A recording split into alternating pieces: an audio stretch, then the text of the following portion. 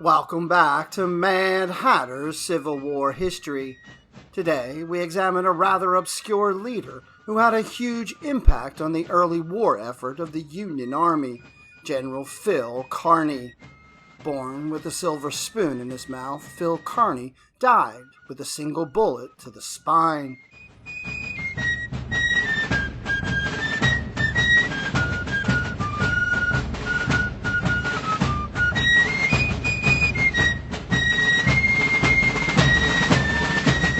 Phil Kearny was born on a dark and stormy night in June of 1815. He died on one, too. A major general in the Union Army, Kearny was out conducting his own reconnaissance, something he had done many times before. But in a driving thunderstorm on the evening of September 1st, 1862, he and his escort rode into a rebel ambush during the Battle of Ox Hill, a sharp encounter following the Confederate victory at the Second Battle of Bull Run. When Kearny cavalierly ignored an order to surrender and tried to ride away, a single bullet to the spine ended the life of a true fighting general. Despite his untimely death, this fearless, feisty warrior had managed to live 47 action-packed years.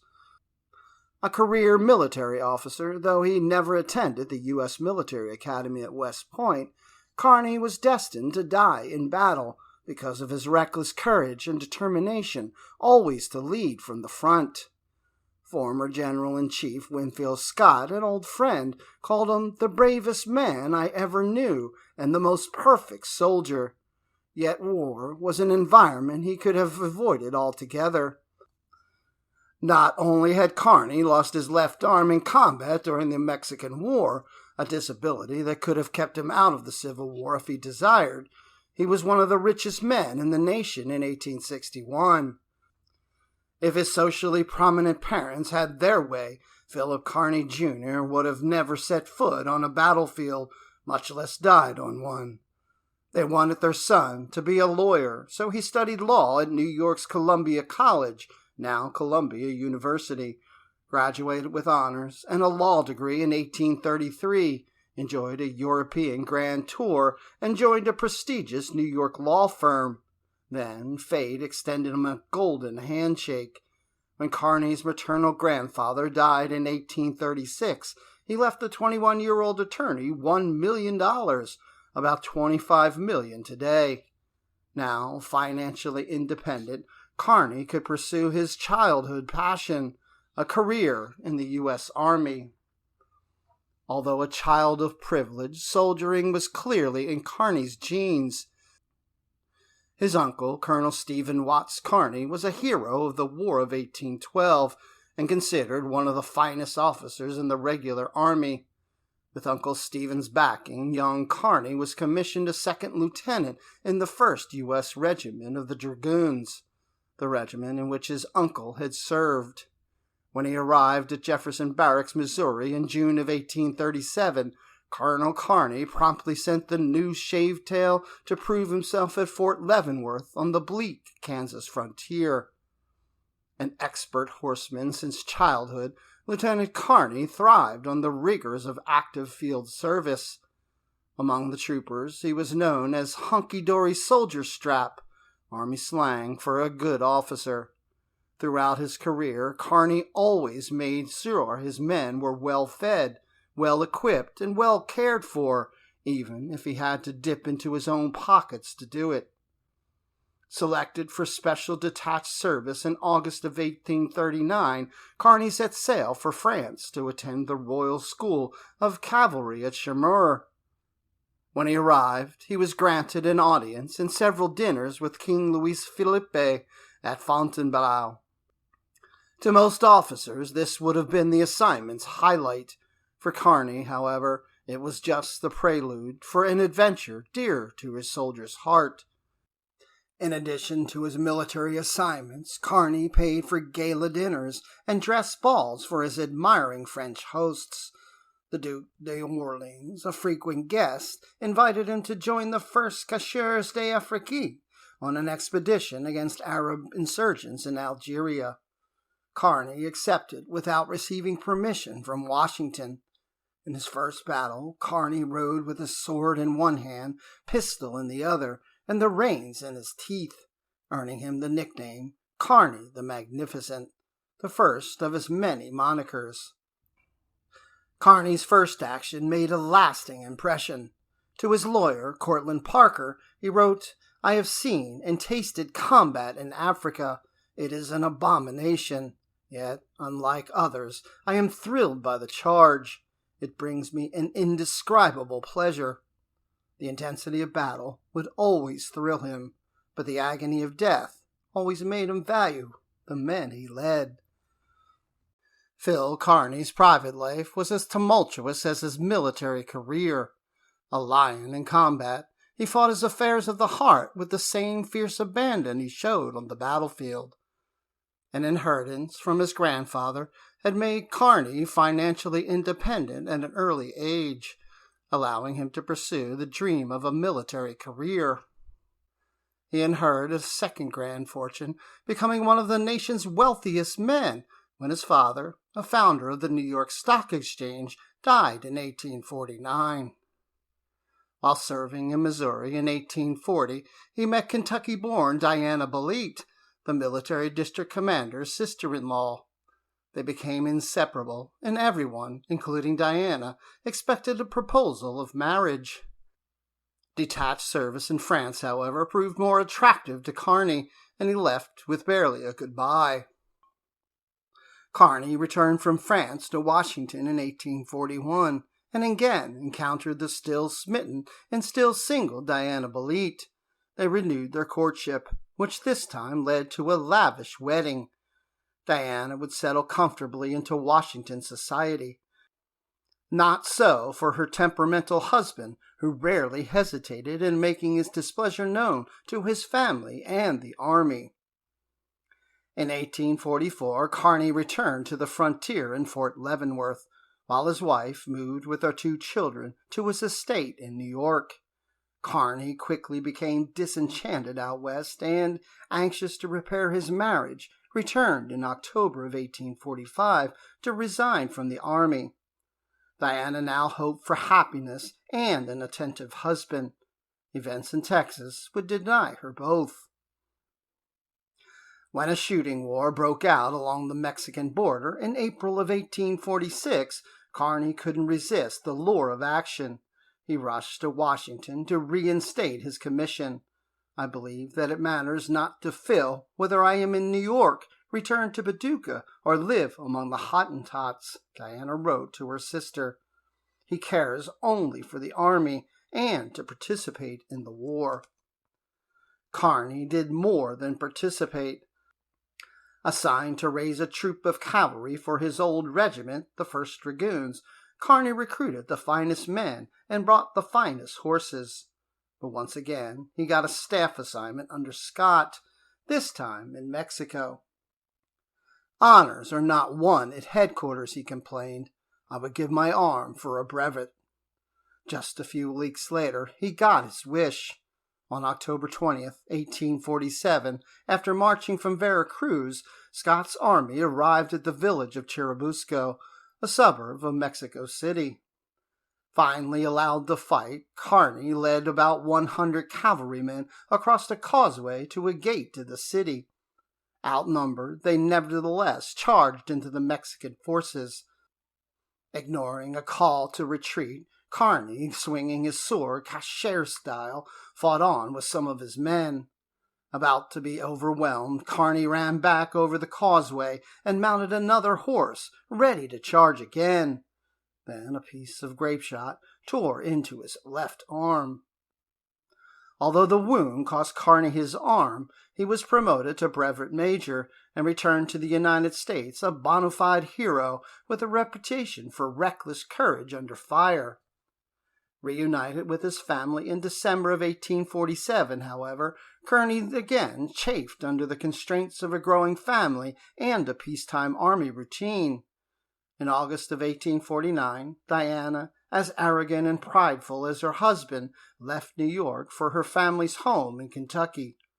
Ostensibly, She had done so to give birth to their fifth child in her hometown, but the relationship evidently was beyond repair. She never lived with her husband again, yet didn't divorce him either. Her recalcitrance didn't seem to bother Kearny, but serving in the army with little chance for promotion injured his pride. In October of 1851, he resigned his commission and embarked on a world tour.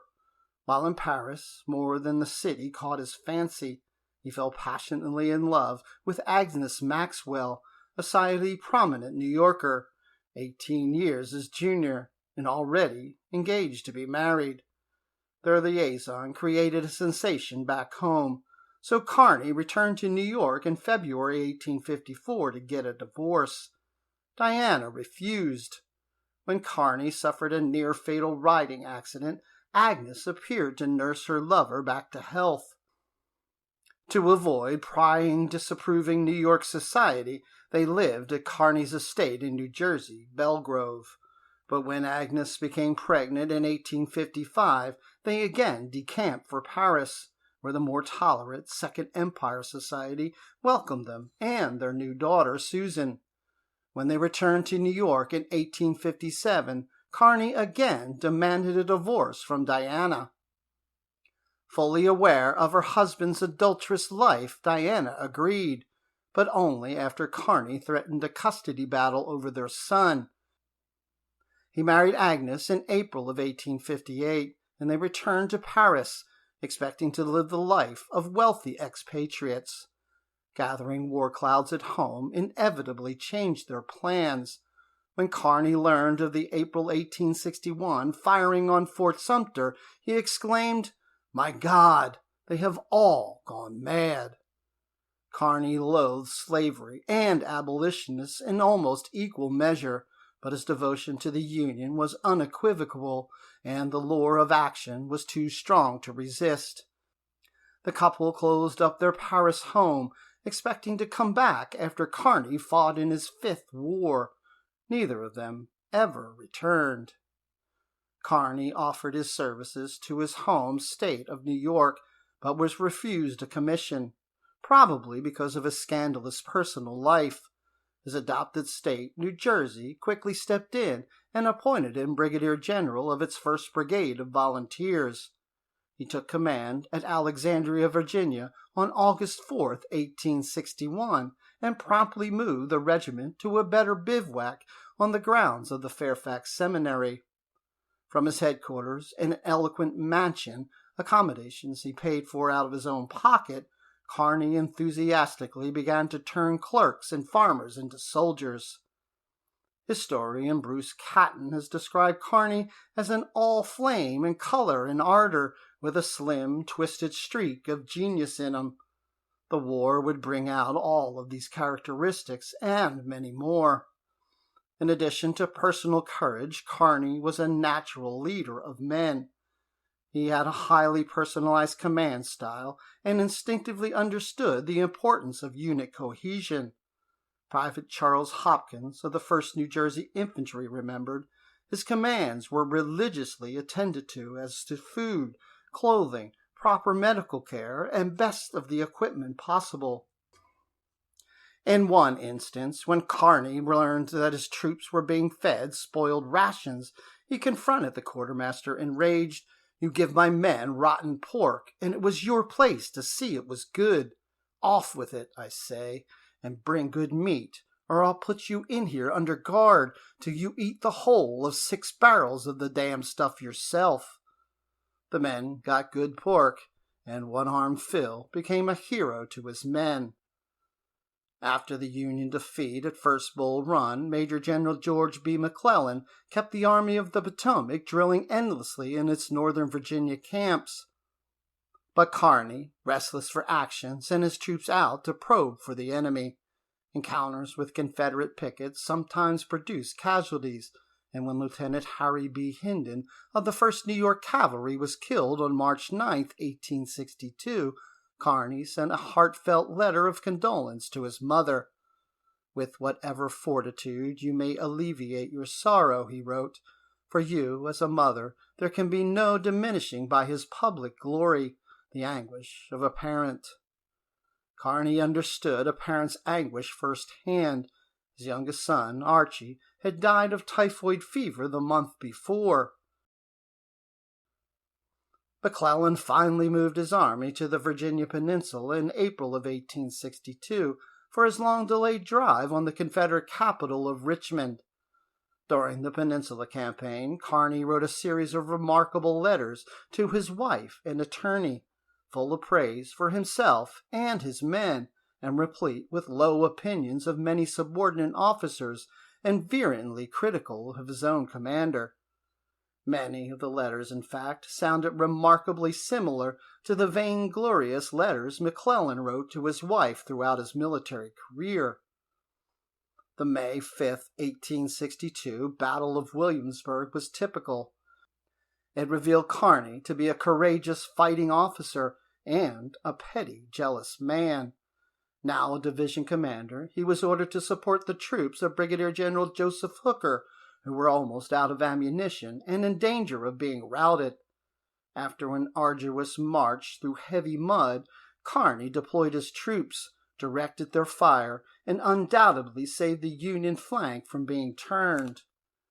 His official report lavished praise on his officer and staff, from the brigade commanders, whose soldierly judgment was only equaled by their distinguished courage, down to his volunteer aide, who bore himself handsomely in this his first action.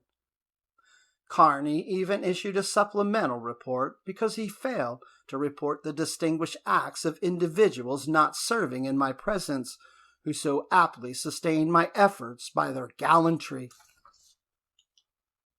But on May 15th, Kearny vented his spleen in a letter to his lawyer, Cortlandt Parker, that resounded with insubordination.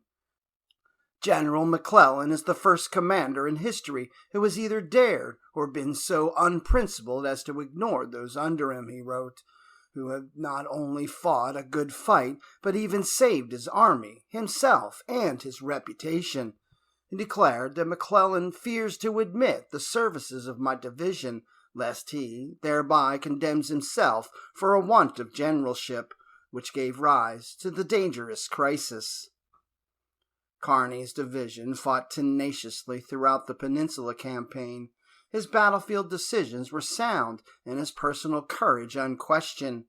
To the rebels he became known as the One-Armed Devil.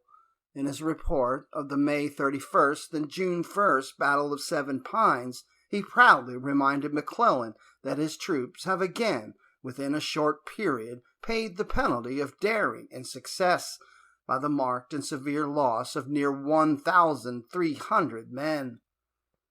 Privately, Kearny continued to rail against his commander, partly because he believed McClellan slighted his exploits in official reports to Washington.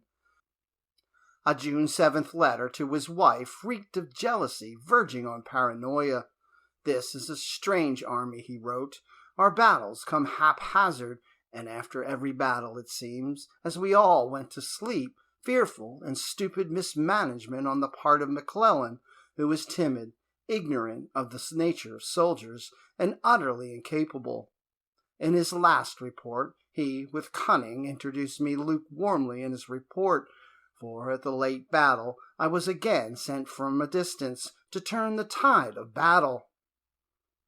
After the Battle of Malvern Hill on July 1st, 1862, McClellan pulled his army back to Harrison's Landing.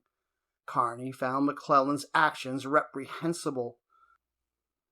"I fear McClellan's treason and mismanagement has thrown us in a great many fearful battles of much severity, which he could have spared us," he wrote to his wife on July 12th, but all of which he invited by his own bad management.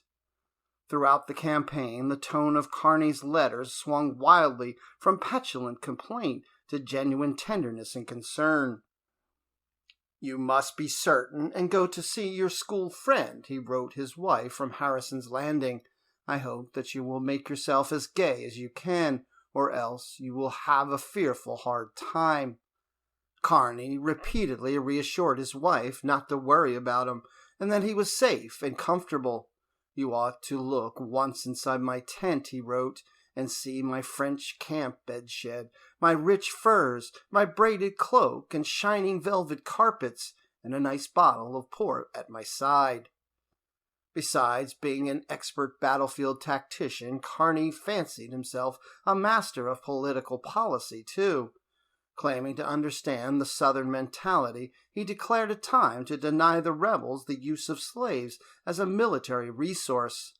In a rambling letter to Parker, he opined, "As the blacks are a rural military force of the South, so should they indiscriminately be received, if not seized and sent off. I would use them to spare our whites needed with their colors, needed to drill." He also came to believe that McClellan's failure before Richmond meant this war is no longer one of mild measures. Peace with the rebels on their own terms would only mean time to recommence. After nearly 2 months at Harrison's Landing, Kearny's division returned to Alexandria. From there, it joined Major General John Pope's Army of Virginia, just in time for a second decisive battle on the plains of Manassas. On August 29th, Pope found Stonewall Jackson's corps lined up behind an unfinished railroad cut above the Warrenton Turnpike, a position as good as a fort, and ordered an ill-advised attack. Positioned on the far right of the Union line, Kearny's division joined the fray late in the day, and, in the battle's most successful Union action, stormed out of the woods and almost turned the Confederate left flank. But without reinforcements, his decimated troops fell back. Watching the retreat of the 3rd Michigan, Kearny wept as the regiment went by, crying, "Oh, what has become of my gallant old 3rd?" The next day, fresh Confederate troops under James Longstreet crashed into the Federal left and sent Pope's regiments fleeing over Bull Run Stone Bridge toward the defenses of Washington. Late that night, while his troops covered the Union retreat, Kearny sat down to write his after-action report. A young aide tried to steady the writing pad, but it was quivering. When Kearny looked up, the young man confessed that the day's events frightened him.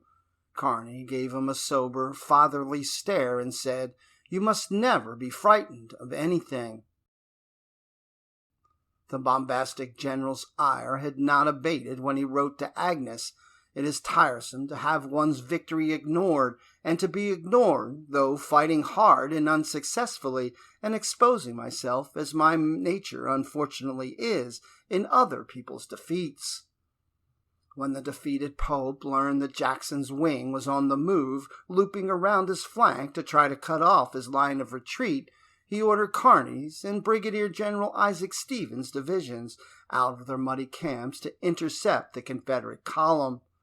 They found Jackson on Little River Turnpike near a mansion called Chantilly.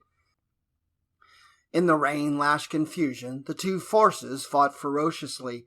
Learning of a possible break in the Union lines, Kearny ventured forth, as he always had, to see for himself. Inadvertently, Kearny wandered into the Confederate lines. He ignored an order to halt, probably from an officer of the 49th Georgia Infantry, and began galloping toward the safety of a nearby cornfield. As the soldiers fired at him, witnesses remembered him shouting, "They can't hit a barn!"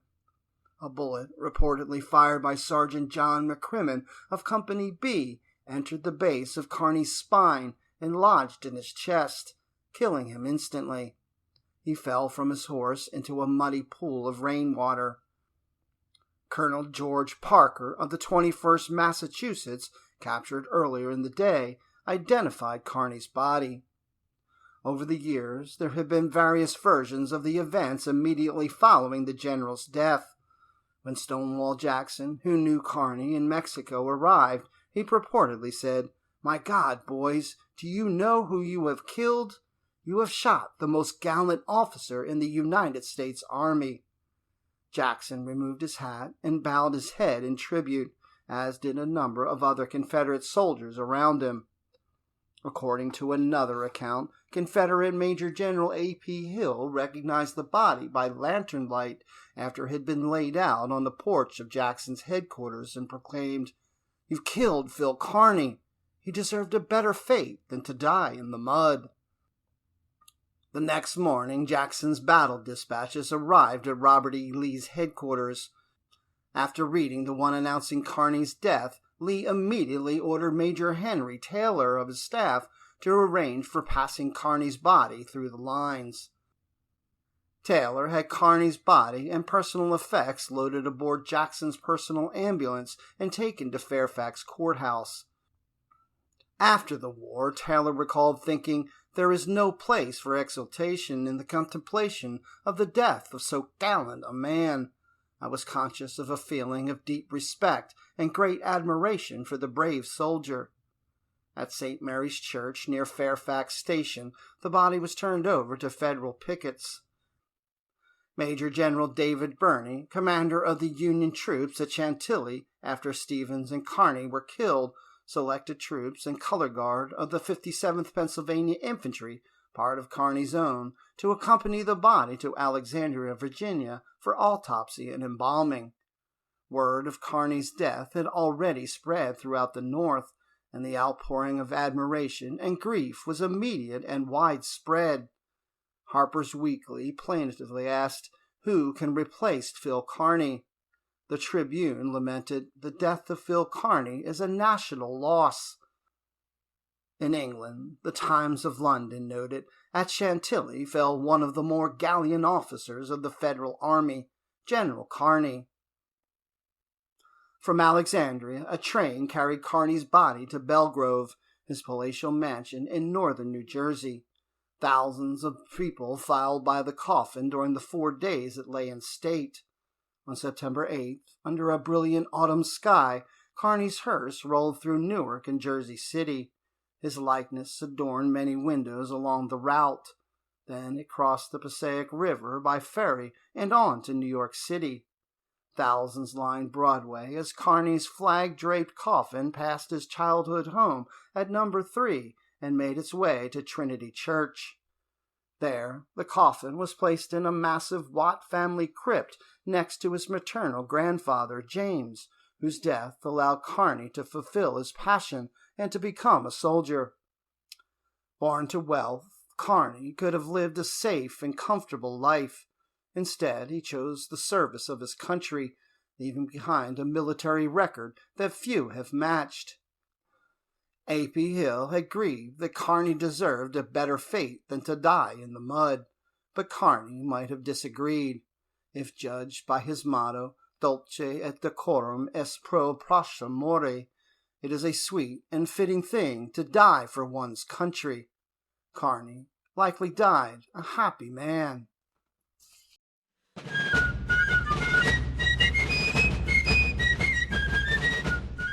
Thanks for watching this episode of Mad Hatter's Civil War History. Like, follow, and click the bell for notifications to ensure you see all of the latest content. As always, let me know if there's any other important events of the American Civil War you would like me to address.